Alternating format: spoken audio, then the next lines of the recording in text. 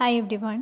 In this video we will discuss some of the topics that we have just mentioned in the class, but we haven't dealt with those things in detail. നമ്മൾ ക്ലാസ്സിൽ just പറഞ്ഞു പോയ കുറച്ച് points ആണ്, important ആണ്. എല്ലാവരും വീഡിയോയിൽ പറയുന്ന കാര്യങ്ങൾ കൃത്യമായിട്ട് കേട്ടിട്ട് പഠിക്കുക. The very first point is about the adjectives. As you know, we have the comparative form of the adjective and the superlative form of the adjective. Comparative form of the adjective is used to compare one person with the other or to compare one thing with the other, whereas the superlative form of the adjective is used to compare one thing with the rest of the things in a particular group, or a person will be compared with the rest of the people in a group with the help of the superlative form of the adjective. Now you can see page number 97, comparative and superlative adjectives. Comparative adjectives are used to compare two things, people or places. അത് നമ്മൾ already പറഞ്ഞു, രണ്ട് പേരെ തമ്മിൽ compare ചെയ്യാൻ അല്ലെങ്കിൽ രണ്ട് വസ്തുക്കളെ തമ്മിൽ കമ്പയർ ചെയ്യാനാണ് നമ്മൾ comparative form of the adjective use ചെയ്യുക. ടോൾ എന്നുള്ളതാണ് adjective, taller is the comparative form. Fast is faster, big is bigger, small is smaller and happy is happier. There are 3 examples given. The cheetah is faster than any other land animal. New York City is bigger than Boston, etc. And one thing that you have to keep in mind, comparative form of the adjective will usually be followed by the word than. Comparative form of the adjectiveന് ശേഷം than എന്ന് പറയുന്ന വേർഡും കൂടെ നമ്മൾ add ചെയ്യണം. Now about superlative adjectives. Superlative adjectives are used to compare 3 or more things, people or places. നമ്മൾ നേരത്തെ പറഞ്ഞു superlative form നമ്മൾ യൂസ് ചെയ്യുന്നത് ഒരു ഗ്രൂപ്പ് ഓഫ് തിങ്സ് അല്ലെങ്കിൽ ഒരു ഗ്രൂപ്പ് ഓഫ് ഐറ്റംസ് ഉണ്ടെങ്കിൽ അതുമായിട്ട് ഒരു പർട്ടിക്കുലർ ഐറ്റത്തിനെ അല്ലെങ്കിൽ ഒരു പർട്ടിക്കുലർ പേഴ്സണെ കമ്പയർ ചെയ്യാനാണ് നമ്മൾ സൂപ്പർലേറ്റീവ് ഫോം യൂസ് ചെയ്യുക. Tall, tallest, fast, fastest and the like. Just keep those things in mind. And the next page number 98, there are 3 examples given. The cheetah is known as the fastest land animal. Antarctica is the coldest continent on the earth. That was the most amazing movie I had ever seen. What you have to keep in mind here is, before each of the superlative adjectives or the superlative forms of the adjectives, we use the definite article the. Superlative form നമ്മൾ use ചെയ്യുമ്പോൾ അതിന് മുന്നേ ഉറപ്പായിട്ടും the use ചെയ്തിരിക്കണം. Comparative form ആണെങ്കിൽ അതിന് ശേഷം നമ്മൾ ദാൻ യൂസ് ചെയ്യും. സൂപ്പർലേറ്റീവ് ഫോം ആണെങ്കിൽ അതിന് മുന്നിൽ ദ യൂസ് ചെയ്യും. Next point, in the examples above, comparative and superlative adjectives are formed by adding the suffixes er and est respectively. However, certain adjectives, particularly those with more than 2 syllables, do not allow for such word formation. Instead of using these suffixes, we use the words more and most before such adjectives to create the comparative and superlative forms respectively. ഇത് already നമ്മൾ ക്ലാസ്സിൽ പറഞ്ഞു പോയിട്ടുള്ള പോയിൻ്റാണ്. ഒരു അഡ്ജക്റ്റീവിൻ്റെ comparative form frame ചെയ്യാനായിട്ട് നമ്മൾ E R add ചെയ്യുന്നു, സൂപ്പർലേറ്റീവ് ഫോം ഫ്രെയിം ചെയ്യാനായിട്ട് ഇ എസ് ടി ആഡ് ചെയ്യുന്നു. ഫോർ എക്സാമ്പിൾ, ടോൾ എന്ന് പറയുന്ന വേർഡ് ആണെങ്കിൽ by adding E R we get taller, അതാണ് അതിൻ്റെ comparative form. E S T add ചെയ്യുന്നതാണ് ടോളസ്റ്റ്, അതാണ് അതിൻ്റെ സൂപ്പർലേറ്റീവ് ഫോം. സോ ഈ പാരഗ്രാഫിൽ പറഞ്ഞിരിക്കുന്നത് ചില കേസസിൽ നമുക്ക് E R E S T add ചെയ്താൽ ഇങ്ങനെ ഫ്രെയിം ചെയ്യാനായിട്ട് പറ്റില്ല. മോസ്റ്റ്ലി അത് 2 സിലബിൾ അല്ലെങ്കിൽ 2ൽ കൂടുതൽ സിലബിൾസ് ഉള്ള വേർഡ്സ് വരുമ്പോഴാണ്. ഇപ്പോൾ ടോൾ എന്ന് പറയുന്നത് നമുക്കറിയാം ഒറ്റ സ്ട്രെച്ചിന് പറഞ്ഞു തീർക്കാൻ പറ്റുന്ന വാക്കാണ്, അതാണ് സിംഗിൾ സിലബിൾഡ് അല്ലെങ്കിൽ മോണോ സിലബിക് വേർഡാണത്. അങ്ങനെയുള്ള വേർഡ്സിനാണ് സാധാരണ E R E S T add ചെയ്യുക. അല്ലാതെ ഡൈസിലബിക് അല്ലെങ്കിൽ അതിൽ കൂടുതൽ സിലബിൾസ് ഉള്ള വാക്കുകളാണെങ്കിലാണ് യൂഷ്വലി മോറും മോസ്റ്റും ആഡ് ചെയ്തിട്ട് നമ്മൾ കമ്പാരറ്റീവ് സൂപ്പർലേറ്റീവ് ഫോംസ് ഫ്രെയിം ചെയ്യുക. പക്ഷേ ചില കേസസിൽ മോണോസിലബിക് വേർഡ്സ് ആണെങ്കിലും മോറും മോസ്റ്റും ആഡ് ചെയ്താണ് നമ്മൾ കമ്പാരറ്റീവ് സൂപ്പർലേറ്റീവ് ഫോംസ് നമ്മൾ ഫ്രെയിം ചെയ്യുക. ടെക്സ്റ്റിൽ തന്നിരിക്കുന്ന എക്സാമ്പിൾസ് ഒക്കെ പഠിച്ചോണം. റൈറ്റ്, ബ്യൂട്ടിഫുൾ, ഫൺ അങ്ങനെ കൊടുത്തിരിക്കുന്ന എക്സാമ്പിൾസ് എല്ലാം പഠിക്കുക. ദെൻ അവിടെ കുറച്ച് നമ്പർ ഇട്ട് കുറച്ച് സെൻറ്റൻസസ് തന്നിട്ടുണ്ട്. He is more intelligent than his brother, then more challenging, more detailed, അങ്ങനെയെല്ലാം. സോ ഇതെല്ലാം വായിച്ച് നോക്കി നന്നായിട്ട് പഠിച്ചോണം. Far, good, little, bad, much, അതൊക്കെ കുറച്ച് ഡിഫറെൻ്റ് ആയിട്ട് വരുന്ന കമ്പാരറ്റീവ് സൂപ്പർലേറ്റീവ് ഫോംസ് ആണ്. അതും പഠിച്ചു വെച്ചോളുക, കാരണം എക്സാമിന് ഇതെല്ലാം ചോദിക്കാനായിട്ട് ചാൻസ് ഉള്ളതാണ്. പേജ് നമ്പർ 98ലും 99ലും കിടക്കുന്ന എക്സസൈസിൻ്റെ ആൻസേഴ്സ് എല്ലാം ഓൾറെഡി ഗ്രൂപ്പിൽ പോസ്റ്റ് ചെയ്തിട്ടുള്ളതാണ്. കണ്ടിട്ടില്ലാത്തവർ അത് നോക്കി പഠിക്കുക. കമ്പാരറ്റീവ് സൂപ്പർലേറ്റീവ് ഫോംസ് എക്സാമിന് ചോദിക്കാൻ നല്ല ചാൻസ് ഉള്ളതാണ്. Moving on to the next page 111. അവിടെ കുറേ ഇഡിയംസ് കൊടുത്തിട്ടുണ്ട്. അതിൻ്റെ എല്ലാ മീനിങ്സും ഒരു സെൻറ്റൻസിൽ യൂസ് ചെയ്യാനും പഠിച്ചിരിക്കുക. First one is bright as a button. Bright as a button എന്ന് സാധാരണ നമ്മൾ പറയുന്നത് ഒരു വളരെ ക്ലെവർ ആയിട്ടുള്ള, വളരെ ഷാർപ്പായിട്ടുള്ള അല്ലെങ്കിൽ കീൻ ആയിട്ടുള്ള ഒബ്സർവേഷനുള്ള ഒരാളെക്കുറിച്ച് പറയാനാണ് നമ്മൾ ബ്രൈറ്റ് ആസ് എ ബട്ടൺ എന്ന് പറയുക. So it is use to describe someone who is very intelligent or clever. Second one is on the same wavelength. അത് നിങ്ങൾക്കറിയാവുന്നതാണ്. To have the same ideas and opinions about something, ഒരേ വൈബുള്ള എന്നൊക്കെ പറയില്ലേ, അത് തന്നെയാണ് on the same wavelength. A eureka moment, any instance way someone experiences a sudden burst of creativity or understanding. എന്ന് പറഞ്ഞാൽ നമുക്ക് പെട്ടെന്ന് ഒരു പോയിൻ്റ് ഓഫ് ടൈമിൽ, ഒരു പെർട്ടിക്കുലർ മൊമെൻറ്റിൽ ഭയങ്കര ക്രിയേറ്റീവായിട്ട്, ഇന്നൊവേറ്റീവായിട്ട് അല്ലെങ്കിൽ വളരെ നോവലായിട്ട് ഒരു ഐഡിയ തോന്നുന്നതിനാണ് നമ്മൾ എ യുറേക്ക മൊമെൻറ്റ് എന്ന് പറയുക. Ahead of the curve, that means someone or something that is innovative, forward thinking. അതായത് പ്രസൻറ്റിനെ കഴിഞ്ഞും വളരെ മുന്നോട്ട് ട്രാവൽ ചെയ്യുന്ന ഒരാൾ, അല്ലെങ്കിൽ വളരെ ക്രിയേറ്റീവായിട്ട് ഐഡിയാസ് ഉള്ള ഒരാൾ, ഫാർ എഹെഡ് ഓഫ് ടൈം എന്ന് പറയില്ലേ, അങ്ങനെയുള്ള ഒരാളെക്കുറിച്ച് അല്ലെങ്കിൽ ഒരു വസ്തുവിനെ കുറിച്ചൊക്കെ പറയാനാണ് നമ്മൾ എഹെഡ് ഓഫ് ദ കർവ് എന്ന് പറയുക. Nuts and balls, that means the very basic or practical aspect of something. അതായത് എന്തിൻ്റെയെങ്കിലും വളരെ ബേസിക് എലമെൻറ്റ് അല്ലെങ്കിൽ പ്രാക്ടിക്കൽ എലമെൻറ്റ് എന്ന് പറയില്ലേ, അതിനെയാണ് നമ്മൾ നട്ട്സ് ആൻഡ് ബോൾസ് എന്ന് പറയുക. Next one rocket science, that is something very complex. ഭയങ്കര കഷ്ടപ്പാടേറി ചെയ്യേണ്ട ഒരു കാര്യത്തിനാണ് നമ്മൾ റോക്കറ്റ് സയൻസ് എന്ന് പറയുക. Learn the ropes means to learn or understand the basic details of how to do a job. അതായത് വളരെ ബേസിക് ആയിട്ടുള്ള കാര്യം, ഒരു ജോബിനെ കുറിച്ച് പഠിക്കുന്നതിനാണ് നമ്മൾ ലേൺ ദ റോപ്സ് എന്ന് പറയുക. A bit pill to swallow, that means an unpleasant or hard to accept reality.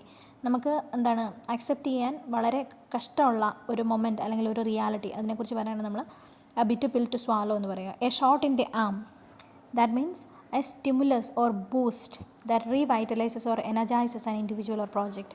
നമ്മൾ ഭയങ്കര ഡള്ളായിട്ടിരിക്കുന്നൊരു സമയത്ത് ഭയങ്കര മോട്ടിവേറ്റിംഗ് ആയിട്ടുള്ള അല്ലെങ്കിൽ നമുക്കൊരു പുഷ് തരുന്ന ഒരു മൊമെൻറ്റ് അല്ലെങ്കിൽ ഒരു ഇൻഡിവിജ്വൽ അങ്ങനെ എന്തെങ്കിലും ഉണ്ടെങ്കിൽ അതിനെയാണ് നമ്മൾ എ ഷോട്ട് ഇൻ ദി ആം എന്ന് പറയുക. Next is A well oiled machine that actually shows a process or a system that is very smoothly and efficiently working. അതിപ്പോൾ ഒരു സിസ്റ്റം ആയിക്കോട്ടെ, ഒരു ഇൻസ്റ്റിറ്റ്യൂഷൻ ആയിക്കോട്ടെ, വളരെ പ്രോപ്പറായിട്ട് എഫിഷ്യൻ്റായിട്ട് സ്മൂത്തായിട്ട് ഫങ്ഷൻ ചെയ്യുന്നതിനാണ് നമ്മൾ എ വെൽ ഓയിൽഡ് മെഷീൻ എന്ന് പറയുക. Next topic conditional clauses. ഇത് നമ്മൾ ഒരുപാട് പ്രാവശ്യം ക്ലാസ്സിൽ പറഞ്ഞു പോയതാണ്. അതായത് ഇങ്ങനെ നടന്നാൽ അങ്ങനെ ആയേനെ, അല്ലെങ്കിൽ ഇങ്ങനെ ചെയ്താൽ അങ്ങനെ നടക്കും എന്നൊക്കെ പറയുന്നതാണ് നമ്മൾ കണ്ടീഷണൽ ക്ലോസസ് എന്നുള്ളത് വെച്ച്. ആ ഫസ്റ്റ് പേജിൽ നോക്കുക. If it rains the ground gets wet. If she studies hard she will pass the exam. If he studied harder he would pass the exam. If she had studied harder she would have pass the exam. ഇത്രയും എണ്ണമാണ് നമ്മളുടെ 4 conditional clauses. 0 conditional, first conditional, second conditional and third conditional. അങ്ങനെയാണ് നമ്മളിത് പഠിക്കുക. 0 conditional എന്ന് പറഞ്ഞാൽ real കണ്ടീഷനാണ്, അതായത് നടക്കാൻ നല്ല ചാൻസ് ഉള്ളത് ആണ്, അല്ലെങ്കിൽ 100% ചാൻസ് ഉള്ളതാണ് നടക്കാൻ. അതിനാണ് നമ്മൾ 0 കണ്ടീഷണൽ എന്ന് പറയുക. ഫസ്റ്റ് കണ്ടീഷനിലും അതുപോലെ തന്നെയാണ്, ആ കാര്യം നടക്കാനായിട്ട് പോസിബിലിറ്റി കൂടുതലാണ്. സെക്കൻഡ് കണ്ടീഷണൽ എന്ന് പറഞ്ഞാൽ അൺറിയൽ കണ്ടീഷനാണ്, അതായത് നടക്കാൻ ചാൻസ് ഇല്ല. തേർഡ് കണ്ടീഷനിലാണെങ്കിൽ ഒരിക്കലും നടക്കില്ല. അങ്ങനെയാണ് നമ്മൾ ആ പോസിബിലിറ്റി കുറയുന്ന ആ ഒരു ഓർഡറിലാണ് നമ്മൾ 0, ഫസ്റ്റ്, സെക്കൻഡ് ആൻഡ് തേർഡ് എന്ന് പറയുക. ഇനി ആ സെൻറ്റൻസസിൻ്റെ സ്ട്രക്ചർ എങ്ങനെയാണെന്ന് നോക്കാം. First one is 0 conditional. If plus present simple plus present simple എന്നുള്ള രീതിയിലാണ് നമ്മൾ അതിൻ്റെ ഫോമാറ്റ് പറയുക. ഒരു എക്സാമ്പിൾ കൊടുത്തിരിക്കുന്നത് കണ്ടോ. If you heat water to 100 degrees Celsius it boils. If you heat water എന്ന് പറയുന്നത് സിമ്പിൾ പ്രസൻറ്റിലാണ്, ഇറ്റ് ബോയിൽസ് എന്ന് പറയുന്നതും സിമ്പിൾ പ്രസൻറ്റിലാണ്. സോ 0 കണ്ടീഷനിൽ തുടങ്ങുന്നത് ഈഫ് വെച്ചിട്ടാണ്, എന്നിട്ട് ഒരു സിമ്പിൾ പ്രസൻറ്റിലുള്ള സെൻറ്റൻസ് ഉണ്ടാവും, അതിന് ശേഷം വരുന്നതും സിമ്പിൾ പ്രസൻറ്റിലുള്ള സെൻറ്റൻസ് തന്നെ ആണ്. ആൻഡ് അതിൻ്റെ യൂസ് എന്താണ്? Used four general truths or scientific facts. അതായത് ശാശ്വതമായ സത്യങ്ങളെക്കുറിച്ച് പറയാനായിട്ട്, അല്ലെങ്കിൽ ജനറലായിട്ടുള്ള പൊതു തത്വങ്ങൾ അല്ലെങ്കിൽ പൊതുവായിട്ടുള്ള സത്യങ്ങളെക്കുറിച്ച് പറയാനായിട്ടാണ് നമ്മൾ 0 കണ്ടീഷണൽസ് യൂസ് ചെയ്യുക. ഓക്കെ, അതായത് ഈഫിൽ പറഞ്ഞ കാര്യം നടന്നാൽ ഉറപ്പായിട്ടും ആ സെൻറ്റൻസിൻ്റെ അപ്പുറത്തെ ഭാഗത്തുള്ളതും നടക്കും. 100% പോസിബിലിറ്റിയാണ്, റിയൽ കണ്ടീഷനാണ്. ഇനി ഫസ്റ്റ് കണ്ടീഷണൽ, അതും റിയൽ കണ്ടീഷൻ തന്നെയാണ്. ഈഫിൽ പറയുന്ന കാര്യം നടന്നാൽ സെൻറ്റൻസിൻ്റെ ബാക്കി പാർട്ടിലുള്ള കാര്യവും നടക്കും. അതിൻ്റെ സ്ട്രക്ചർ നമ്മൾ പറയുന്നത് ഈഫ് പ്ലസ് പ്രസൻറ്റ് സിമ്പിൾ, അതിനുശേഷം will plus base form of the verb എന്ന രീതിയിലാണ് നമ്മൾ അതിൻ്റെ സ്ട്രക്ചർ നമ്മൾ പറയുന്നത്. സെൻറ്റൻസ് നോക്കുക. If it rains tomorrow we will stay indoors. It rains tomorrow എന്നുള്ളത് സിമ്പിൾ പ്രസൻറ്റിലാണ്. അതിനുശേഷം നമ്മൾ യൂസ് ചെയ്യുന്നത് will plus base form of the വെർബാണ്. അല്ലെങ്കിൽ സിമ്പിൾ ഫ്യൂച്ചർ എന്ന് വേണമെങ്കിൽ നിങ്ങൾക്ക് ജസ്റ്റ് വേണമെങ്കിൽ ഓർത്തിരിക്കാം. അത് നമ്മൾ എന്തിനാണ് യൂസ് ചെയ്യുന്നത്? Used for possible future situations and their probable results. അതായത് ഇങ്ങനെ നടന്നാൽ ഉറപ്പായിട്ടും അങ്ങനെ നടക്കും എന്ന് പറയാനാണ് നമ്മൾ ഫസ്റ്റ് കണ്ടീഷണൽ യൂസ് ചെയ്യുക. അടുത്തത് second conditional. That shows unreal condition. Structure if plus simple past would plus base form of the verb. അതിൻ്റെ സെൻറ്റൻസ് നോക്കുക. If I won the lottery I would travel around the world. ആദ്യമേ നമ്മൾ പറയുന്നത് simple പാസ്റ്റിലുള്ള sentence ആണ്, അല്ലെങ്കിൽ പാർട്ടാണ്. അതിനുശേഷം would plus base form of the വെർബാണ് യൂസ് ചെയ്യുക. അതിൻ്റെ യൂസ് എന്താണ്? Used for hypothetical situations in the present or future and their improbable results. അതായത് അങ്ങനെ നടന്നായിരുന്നെങ്കിൽ, ഇങ്ങനെ നടന്നേനെ എന്ന് നമ്മൾ പറയുവാണ്, പക്ഷേ അങ്ങനെ നടക്കാൻ ചാൻസ് ഇല്ല. അതുകൊണ്ട് തന്നെ അതിൻ്റെ റിസൾട്ടും നടക്കാനായിട്ട് ചാൻസ് ഇല്ല. If I won the lottery, എനിക്ക് ലോട്ടറി അടിക്കുമെന്ന് ഒരു ചാൻസും ഇല്ല. അങ്ങനെ ലോട്ടറി അടിക്കുവാണെങ്കിൽ എനിക്ക് ഇന്ന കാര്യം ചെയ്യാം, അല്ലെങ്കിൽ എനിക്ക് വേൾഡ് ടൂറിന് പോകാനായിട്ട് പറ്റും എന്നാണ് പറയുക. സോ ഇവിടെ പോസിബിലിറ്റി വളരെ കുറവാണ്. അതുകൊണ്ടാണ് അൺറിയൽ കണ്ടീഷൻ എന്ന് നമ്മൾ പറയുക. The last one, third conditional. That also shows unreal condition. If plus past perfect plus would plus have plus past participle form of the verb. അങ്ങനെയാണ് നമ്മൾ അതിൻ്റെ സ്ട്രക്ചർ പറയുന്നത്. If she had studied harder she would have pass the exam എന്ന് പറഞ്ഞാൽ പഠിക്കുമായിരുന്നെങ്കിൽ പാസ്സായേനെ എന്നാണ് പറയുക. But now there is no possibility for her to succeed in the exam എന്ന് പറഞ്ഞാൽ ഓൾറെഡി പരീക്ഷ കഴിഞ്ഞു, അല്ലെങ്കിൽ എക്സാം കഴിഞ്ഞു, റിസൾട്ടും വന്നു. ഇനിയും നമ്മൾ പറയുവാണ് അവൾ പഠിക്കുമായിരുന്നെങ്കിൽ പാസ്സായേനെ. ഇനിയിപ്പോൾ പഠിക്കാനും ഓപ്ഷനില്ല, പഠിച്ചാൽ തന്നെ പരീക്ഷ എഴുതാനും ഓപ്ഷനില്ല. അതുകൊണ്ട് തന്നെ പാസ്സാവാനും ചാൻസ് ഇല്ല. സോ അങ്ങനെ ഒട്ടും പോസിബിലിറ്റി ഇല്ലാത്ത കാര്യങ്ങളെക്കുറിച്ച് പറയാനാണ് നമ്മൾ തേർഡ് കണ്ടീഷണൽ യൂസ് ചെയ്യുക. ഓക്കെ, ഇനി അതിന് താഴെയുള്ള ആ ടേബിൾ ജസ്റ്റ് ഒന്ന് നോക്കിക്കോണം. 0, ഫസ്റ്റ്, സെക്കൻഡ് ആൻഡ് തേർഡ് എന്ന് പറഞ്ഞ് സ്ട്രക്ചർ കൊടുത്തിട്ടുണ്ട്. ആ പ്രോപ്പറായിട്ട് സ്ട്രക്ചർ എന്തൊക്കെയാണെന്ന് അവിടെ പറഞ്ഞു വെച്ചിട്ടുണ്ട്. ജസ്റ്റ് ഒന്നത് വായിച്ച് നോക്കിയോളാം. 0 കണ്ടീഷനിലുള്ള കുറേ സെൻറ്റൻസസ് പറഞ്ഞിട്ടുണ്ട്. If you mix red and blue you get purple. അങ്ങനെ ഫസ്റ്റ് കണ്ടീഷനിൽ കൊടുത്തിട്ടുണ്ട്, സെക്കൻഡ്, തേർഡ് എല്ലാം കൊടുത്തിട്ടുണ്ട്. അതെല്ലാം ജസ്റ്റ് വായിച്ച് നോക്കുക കേട്ടോ. ഓക്കെ, പിന്നെ 114ലും 115ലും ഉള്ള എക്സസൈസിൻ്റെ എല്ലാം ആൻസേഴ്സ് ഗ്രൂപ്പിലിട്ടിട്ടുണ്ട്. ഇതിനകത്ത് ഓർത്തിരിക്കേണ്ട വേറെ ഒരു പോയിൻറ്റ്, സെക്കൻഡ് കണ്ടീഷനിൽ കണ്ടോ, സെക്കൻഡ് പേജ് നമ്പർ 114 സെക്കൻഡ് കണ്ടീഷനിലെ ഫസ്റ്റ് എക്സാമ്പിൾ കണ്ടോ. If I were you I would take that job offer. അങ്ങനത്തേത് ചിലപ്പോൾ ചോദിക്കാൻ ചാൻസ് ഉണ്ട്. ഇഫ് ഐ വെയർ സംതിങ് എന്നുള്ള രീതിയിലുള്ള സെൻറ്റൻസ് ചോദിക്കാൻ ചാൻസ് ഉണ്ട്. ഇഫ് ഐ വെയർ എന്നുള്ള രീതിയിലാണെങ്കിൽ ഐ വുഡ് എന്നിട്ട് base form of the verb, അങ്ങനെയാണ് അത് യൂസ് ചെയ്യേണ്ടത്. അത് ഉറപ്പായിട്ട് പഠിച്ചോണേ. And the last point that we are going to discuss, page number 115, summarising. Summarising നിങ്ങളോട് ചോദിക്കാൻ ചാൻസ് ഉണ്ട്. You will be given a passage and based on the passage you have to summarise the points. Summarising എന്താണെന്ന് അവിടെ ഒരു definition കൊടുത്തിട്ടുണ്ട്, just ഒന്ന് നോക്കുക. Summarising is a process of condensing A longer piece of text into a concise version while retaining its key elements and main ideas. It involves identifying the main ideas, omitting unnecessary details and expressing the information in your own words. Summarizing എന്ന് പറഞ്ഞാൽ ഇത്രയേ ഉള്ളൂ. You will be given a longer piece of text. ഒരു longer piece of text തരും, അത് വായിക്കുക, വായിച്ച് മനസ്സിലാക്കുക. കീ പോയിൻറ്റ്സ് അല്ലെങ്കിൽ മെയിൻ പോയിൻറ്റ്സ്, മെയിൻ ഐഡിയാസ് ഏതൊക്കെയാണെന്ന് മനസ്സിലാക്കുക. അതിനുശേഷം നിങ്ങളുടേതായിട്ടുള്ള വാക്കുകളിൽ അതിനെ ചുരുക്കി എഴുതുക. അത്രയാണ് സമ്മറൈസിങ്ങിൽ ഉദ്ദേശിക്കുക. Next page, steps to effective summarising. Summarising ചെയ്യുമ്പോൾ നിങ്ങൾ ശ്രദ്ധിക്കേണ്ട കാര്യങ്ങൾ. First point, read carefully. നന്നായിട്ട് വായിച്ച് മനസ്സിലാക്കുക. ടൈം എടുത്ത് വായിച്ച് മനസ്സിലാക്കിയതിന് ശേഷം മാത്രമേ സമ്മറി എഴുതാനായിട്ട് തുടങ്ങാവുള്ളൂ. Identify the main idea. Central theme എന്താണെന്ന് മനസ്സിലാക്കുക. അതിനുശേഷം അതിനെ സപ്പോർട്ട് ചെയ്യുന്ന പോയിൻറ്റ്സ് എന്തൊക്കെയുണ്ടെന്നും നോക്കി വെക്കുക.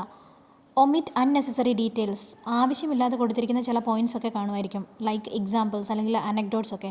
എന്തെങ്കിലും സംഭവ കഥകളോ അല്ലെങ്കിൽ സ്റ്റോറീസ് ഒക്കെ നറേറ്റ് ചെയ്ത് വെച്ചിട്ട് കാണും, അല്ലെങ്കിൽ എക്സാമ്പിൾസ് ഒക്കെ കൊടുത്തിട്ട് കാണും, അല്ലെങ്കിൽ ഒരേ സാധനം തന്നെ 2-3 പ്രാവശ്യം റിപ്പീറ്റ് ചെയ്ത് പറഞ്ഞിട്ട് കാണും. അങ്ങനെയുള്ള അൺനെസസറി ആയിട്ടുള്ള ഡീറ്റെയിൽസ് എല്ലാം ഒഴിവാക്കുക. Then paraphrase. Rewrite the information in the text using your own language and style. ആ സമ്മറി എഴുതാൻ വേണ്ടി തന്നിരിക്കുന്ന പാസേജിലെ സെൻറ്റൻസസ് അതേപടി എഴുതി വെക്കാൻ പാടില്ല. വായിച്ച് മനസ്സിലാക്കിയിട്ട് നിങ്ങളുടേതായിട്ടുള്ള സെൻറ്റൻസിലേക്ക് അത് കൺവേർട്ട് ചെയ്ത് എഴുതണം. അതിനാണ് നമ്മൾ പാരഫ്രൈസിങ് എന്ന് പറയുക. Avoid direct quotes unless necessary. Summarise using different words and sentence structures. അതിനകത്ത് യൂസ് ചെയ്തിരിക്കുന്ന ക്വോട്ട്സ് ഒക്കെ ഉണ്ടായിരിക്കുമല്ലോ, ഡബിൾ ക്വോട്ട്സിൽ ഇട്ട് വെച്ചിരിക്കുന്ന സെൻറ്റൻസസ് ഒക്കെ കാണും, അതൊക്കെ ഒമിറ്റ് ചെയ്യുക. അല്ലെങ്കിൽ അത് നിങ്ങളുടെ സെൻറ്റൻസിലേക്ക് കൺവേർട്ട് ചെയ്ത് എഴുതുക. Maintain objectivity. Present information objectively without inserting personal opinions or interpretations. നമ്മളോട് പറഞ്ഞിരിക്കുന്ന ടാസ്ക് എന്താണ്? ഒരു പാസേജ് തന്നിട്ടുണ്ട്, അതിൻ്റെ സമ്മറി എഴുതാനാണ് പറഞ്ഞിരിക്കുന്നത്. അതിനകത്ത് നമ്മുടെ വ്യൂ പോയിൻറ്റ്സ് ഒന്നും ആഡ് ചെയ്യേണ്ട ആവശ്യമില്ല, അല്ലെങ്കിൽ നമ്മളുടെ personal observation about the topic add ചെയ്യേണ്ട ആവശ്യമില്ല. അതുകൊണ്ട് അത് ഒഴിവാക്കുക. Ensure that the summary accurately reflects the original text. Original text തന്നിരിക്കുന്നത് എന്താണോ അതിനകത്തെ പോയിൻറ്റ്സ് മാത്രമേ നമ്മൾ ഷോർട്ടൻ ചെയ്ത് എഴുതാനായിട്ട് പാടുള്ളൂ. Check for clarity and conciseness. നന്നായിട്ട് ക്ലിയർ ആയിട്ട് വേണം സമ്മറി എഴുതി വെക്കാൻ. And it should be concise, അതായത് വളരെ ഷോർട്ടായിട്ട് വേണം എഴുതി വെക്കാൻ. Ensure that the summary is clear and understandable to someone who has not read the original text. ഇപ്പോൾ ചിലപ്പോൾ നിങ്ങളോട് സമ്മറി എഴുതാൻ പറയുമ്പോൾ ഷോർട്ടൻ ചെയ്യുമ്പോൾ ചില പോയിൻറ്റ്സ് ഒക്കെ അവിടെ ഇവിടെ മിസ്സായി പോകാനായിട്ട് ചാൻസ് ഉണ്ട്. അങ്ങനെ പോകരുത്. ലാസ്റ്റ് നന്നായിട്ടൊന്ന് വായിച്ച് നോക്കുക. വായിച്ച് നോക്കുമ്പം ഈ ടെക്സ്റ്റ് ആദ്യമായിട്ട് വായിക്കുന്ന ഒരാൾക്ക് മനസ്സിലാകുന്നുണ്ട് എന്നുള്ളത് ഉറപ്പാക്കുക. Aim for brevity while conveying all essential information. അപ്പോൾ എല്ലാ പോയിൻറ്റ്സും കൂടെ എഴുതുമ്പോൾ നീണ്ടു പോകാതിരിക്കാനും ശ്രദ്ധിക്കുക. That is you should be brief. Brevity വേണമെന്നാണ് പറഞ്ഞത്. അതായത് ഷോർട്ടായിരിക്കണം, പക്ഷേ പോയിൻറ്റ്സ് ഒന്നും മിസ് ഔട്ട് ആവാനും പാടില്ല. അതിന് ഏറ്റവും നല്ല മാർഗ്ഗം എന്ന് പറഞ്ഞാൽ വായിച്ച് മനസ്സിലാക്കിയിട്ട് നമ്മുടെ ഐഡിയയിൽ അത് കമ്മ്യൂണിക്കേറ്റ് ചെയ്യുക എന്നുള്ളതാണ്. നമ്മളുടെ സെൻറ്റൻസസിൽ ആ പറഞ്ഞിരിക്കുന്ന പാസേജിലെ കാര്യങ്ങളെല്ലാം എഴുതി വെക്കുക. അങ്ങനെയാണ് നമുക്ക് സമ്മറി വളരെ പ്രിസൈസായിട്ട് എഴുതാനുള്ള ഒരു മാർഗ്ഗം എന്ന് പറയുന്നത്. പിന്നെ ഒരു കാര്യം മനസ്സിലോർക്കുക, ഇപ്പം നിങ്ങൾക്ക് എക്സാമിന് തരുന്നത് ഒരു 4 പാരഗ്രാഫ്സ് ഉള്ള ഒരു പാസേജ് ആണെങ്കിൽ നിങ്ങൾ സമ്മറി എഴുതി വരുമ്പോൾ ഒരു പാരഗ്രാഫ് അല്ലെങ്കിൽ 1.5 പാരഗ്രാഫൊക്കെ കാണാവുള്ളൂ. എന്ന് പറഞ്ഞ് തീരെ ചുരുക്കി എഴുതണം എന്നല്ല. പാരഗ്രാഫ്സിൻ്റെ ലെങ്ത് വെച്ച് നോക്കുമ്പോൾ അതിൻ്റെ 4/1 നമ്മൾ എഴുതി വരുന്ന സമ്മറി കാണാൻ പാടുള്ളൂ. Okay, so that is about summarising. അപ്പോൾ നമ്മൾ ഈ വീഡിയോയിൽ ഡിസ്കസ് ചെയ്ത പോയിൻറ്റ്സ് എല്ലാം നന്നായിട്ട് മനസ്സിലാക്കുക. എന്നിട്ട് എന്തെങ്കിലും സംശയങ്ങളൊക്കെ ഉണ്ടെങ്കിൽ ചോദിക്കുക കേട്ടോ. അപ്പോൾ നമ്മൾ ഈ വീഡിയോയിൽ പറഞ്ഞിരിക്കുന്ന points: first one, comparative and superlative forms of the adjective, conditional sentences and summarising. ഇത്രയും കാര്യങ്ങൾ നന്നായിട്ട് പഠിക്കുക. എക്സാമിന് വരുന്നതാണ് കേട്ടോ. Okay, thank you.